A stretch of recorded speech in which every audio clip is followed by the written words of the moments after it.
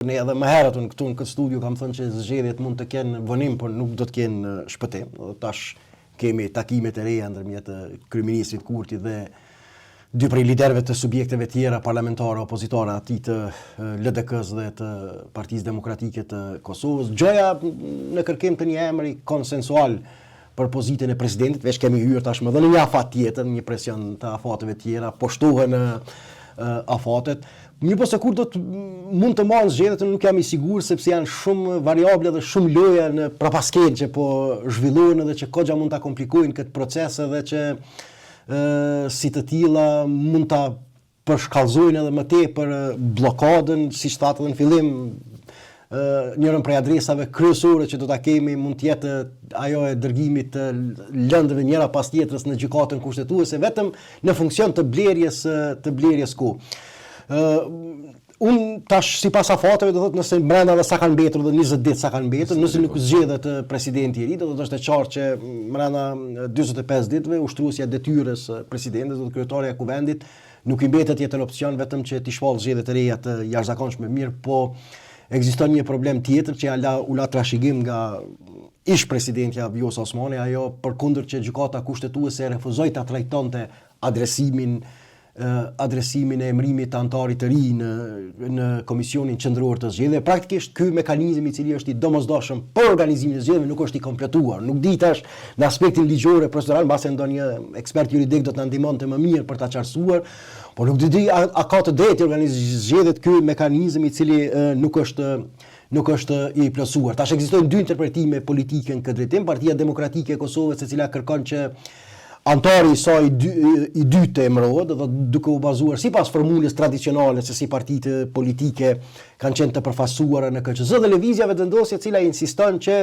duhet të merret në konsideratë si numri i deputetëve në Kuvendin e Kosovës, ashtu edhe vota e përgjithshme popullore, me cilën asaj takojnë tre antarë dhe që do të arrinte një dominim edhe mbi këtë mekanizëm të rëndësishëm sa i përket vendimarrjes mbi organizimin e zgjedhjeve. Unë jam i bindur, do thotë, pres që ushtruesja e detyrës do ta emëroj, do ta përfill kërkesën e Lëvizjes Vetëvendosje në këtë drejtim. Kjo çështje përsëri do të shkojë në gjykatën kushtetuese përkundër faktit se gjykata as nuk e adresoi fare kërkesën e presidentit, sepse mesazhi ishte i qartë se tashmë kjo çështje është rregulluar dhe duhet të veprohet sipas praktikave të deri tanishme. Por janë në funksion të përshkallëzimit të krizës. Do të thotë këto elemente që ndoshta nuk po ju kushtojmë shumë rëndësi, gjithë këto e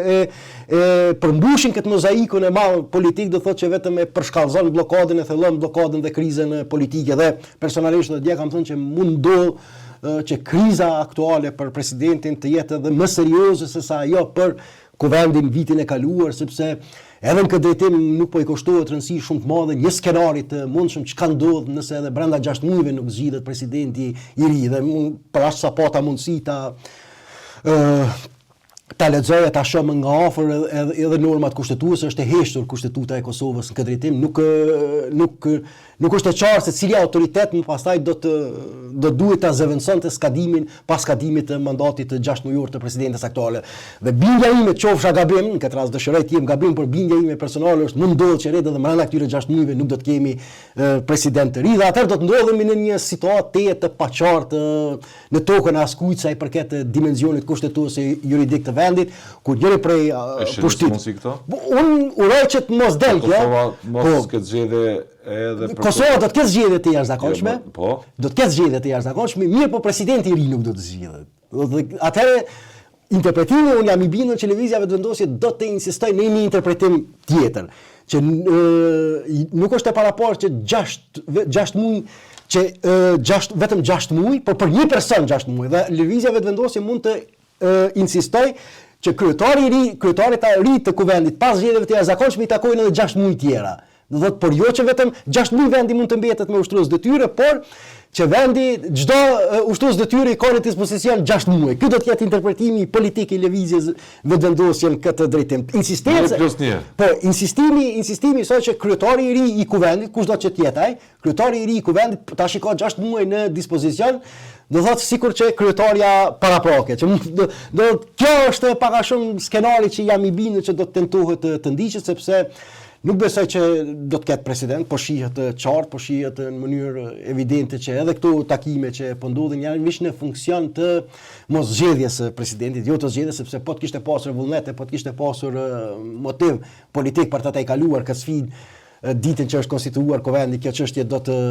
të kalojë, sepse ka qenë ditur prej fillimit kjo është sfida kryesore politike këtë vit me cilën ballafaqohet Kosova. Dhe për dalë përsëri te ky skenar, nuk e di. Do të ashtu neve na nevojiten edhe interpretime juridike, se mirë po ekziston rreziku real që vendi do të ndodhet pas 6 muaj sa i përket të jetë vakante plotësisht, jo vetëm me UD, po të jetë vakante plotësisht pozita e presidentit. Dhe në një skenar tjetër hipotetik me një kuvend ne po e shohim që është jo më pak herë më shumë, thujse totalisht është kaotike, jo funksional. Atëherë jemi shumë afër atij skenarit politik ku i vetmi autoritet funksional, nuk po them legjitim, mirëmi vesh, ta qartësoj këtë dilemë juridike, i vetmi autoritet funksional që mund të jetë sa i përket ushtrimit të pushtetit në Republikën e Kosovës, do të jetë qeveria e Kosovës, me një parlament më shumë bllokuar se të zhbllokuar, me një pozitë vakante presidenciale, do të jetë vetëm qeveria e Kosovës, ajo që autoriteti i vetëm funksional që ushtron pushtet në Republikën e Kosovës, e pa kontrolluar dhe pa sfiduar dhe nga këto dy pushtete. Kështu e shohën Kosovën politike, mas 6 muaj gjithmonë dekoruar që të mos ndodhë kjo. Në mënyrë të vazhdueshme e dini edhe kam thënë që të mos ndodhë. Ka ndodhur deri më tani dekoruar që të mos ndodhë, por ky ekziston rreziku, do thotë i kësaj krize të re dhe që do ta bënte shumë më serioze dhe shumë më fatale për vendin, do thotë se sa kriza e vitit kaluar për Kuvendin, sepse në fundit autoriteti i presidentës vitin e kaluar ka qenë legal dhe legjitim plotësisht, ka ekzistuar një pushtet, çfarë ka qenë më pastaj ne kemi bërë debate politike, sa ka qenë në nivel të detyrave në përputhje me pozicionin që në përputhje me pozitën e saj institucionale. Mirë po, të paktën në këtë kuptimin juridik nuk ka pasur të lashën, në kuptimin dhe këtu tash mundohet që të hyjmë në një terren do thotë që do të jetë shumë sfidues edhe në kuptimin juridik e kushtetues sa i përket kësaj teme dhe ata që bëjnë skema kanë nxjerrë gjithë planet mbi tavolinë. Si ta përshkallëzojnë juridikisht më shumë edhe politikisht situatën, që të rritet shumë më shumë paqartësia dhe krijojnë shtrat për një qeveri se në rrethona të tilla për zotin Kurti dhe qeverinë. Po nëse shohim veprimet politike që kanë ndodhur kohën e fundit, është një lloj keqleximi që po i bëhet pikërisht normave kushtetuese në vend. Do të shohim e qartë është tendenca jo që ato të lexohen që partitë politike ta përjetojnë si presion për të vepruar sa më shpejt që të operojnë në përputhje me ato norma, por shihet një kalkulim i pastër që si të gjenden vakumet e mundshme, e mundshme kushtetuese që të përfitojnë nga këto vakume. Dhe ne tash unë jam i bindur që njëta situatë do të ndodhë me temën e presidentit. Nuk është që partitë politike duhet në këtë drejtim është lëvizja vetëvendosje, nuk ka dyshim që është përjetare në këtë drejtim, nuk e merr këtë 6 mujorin si detyrim të jashtëzakonshëm me cila duhet patjetër që ti përfundoj detyrat e saj brenda normave kushtetuese, po si ta shfrytëzoj situatën që të shmanget edhe ky presion dhe të ketë hapësirë më të madhe për veprim partijak jashtë. Si të kalojë në planin B që të ketë hapësirë më të madhe për veprim partijak në një terren të paqartë juridik dhe në një terren të paqartë juridik dhe kushtetues. Kjo është vërtet, është evidente, do si vitin e kaluar, si po jemi brenda të njëjtës logjik politike që nuk po shfrytëzohet, domethënë, atëherë kur është çysh duket, kur është hartu kushtetuta e Kosovës, nuk është paramendu kjo sjellje politike. Sepse kur është shkruar, atëherë është kalkuluar që subjektet politike do ta lexojnë qartë, detyrimet e saj dhe ata në përputhje me thirrjet kushtetuese do të veprojnë sa më shpejt që veprimet e tyre politike të jenë në harmoni të plotë me këto detyrime. Mirë po ka ndodhur diçka tjetër që subjektet politike po ndjekin një strategji tjetër se si të përfitojnë nga vakumet që janë lënë në këtë rast. Dhe këtu kushtetuta nuk e ka paraparë se çka ndodh, a do t'i kalonte autoriteti gjykatës kushtetuese, ka shumë vende që kanë që nëse vendi futet në një krizë të tillë dhe nuk arrin ta plotësoj një pozicion të tillë, kalon autoriteti vendimarrës tek një burim tjetër i pushtetit, apo çka ndodh është totalisht e paqartë gjë që